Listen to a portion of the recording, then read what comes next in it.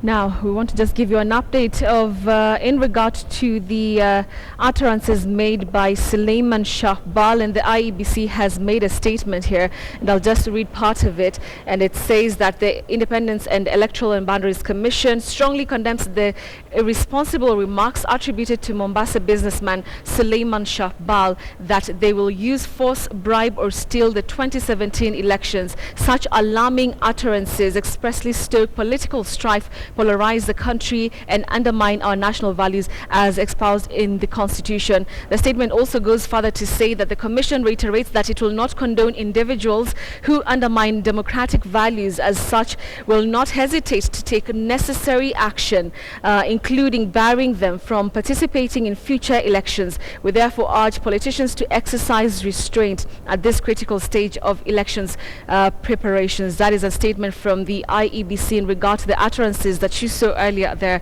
by Mombasa politician Suleiman Shahbal.